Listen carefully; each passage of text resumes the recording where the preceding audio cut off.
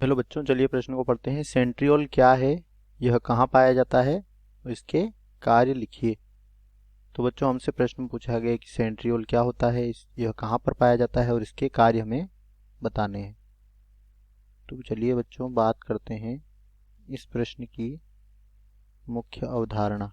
इसमें हम बात करेंगे कि सेंट्रियोल क्या होता है। तो बच्चों, सेंट्रियोल जो है यह झिल्ली रहित क्या होती है, झिल्ली रहित लंबवत संरचना होती है। और इसका जो आकार है यह गाड़ी के पहिए के समान होता है। गाड़ी के पहिए के समान इसका आकार होता है। और बच्चों, सामान्य अवस्था में क्या होता है, सामान्य अवस्था में जो कोशिका होती है इसमें सेंट्रियोल स्पष्ट नहीं दिखाई देते। सेंट्रियोल जो है यह स्पष्ट दिखाई नहीं देते हैं। ठीक से लिख लेते हैं इसको यहाँ पर।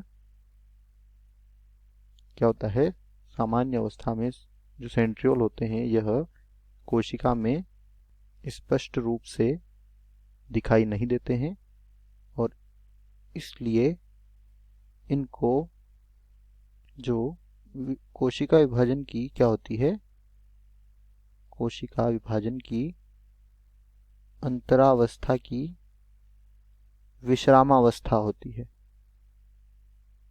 क्या होती है, कोशिका विभाजन की अंतरावस्था की विश्रामावस्था होती है। उस अवस्था में यह जो केंद्रक के बाहर क्या होते हैं, केंद्रक के बाहर दो कण जैसी संरचनाएं होती है। क्या होती है, कण जैसी संरचनाओं के रूप में होते हैं। और यह एक दूसरे के समकोण पर क्या होते हैं, एक दूसरे के समकोण पर स्थित होते हैं। तो बच्चों, हमने यहाँ पर देख लिया कि सेंट्रियोल क्या होता है या कहाँ पर पाया जाता है। तो बच्चों, केंद्रक के बाहर एक दूसरे के समकोण पर यह होते हैं। और इसके बाद इसके कार्य की अगर हम बात करें तो बच्चों, जो सेंट्रियोल्स होते हैं यह कोशिका विभाजन में महत्वपूर्ण भूमिका निभाते हैं। और यह क्या करते हैं, कोशिका के दो जो ध्रुव होते हैं के मध्य तर्कु का निर्माण करते हैं। और कोशिका के विभाजन का जो तल होता है उसको भी यह क्या करते हैं, निर्धारित करते हैं।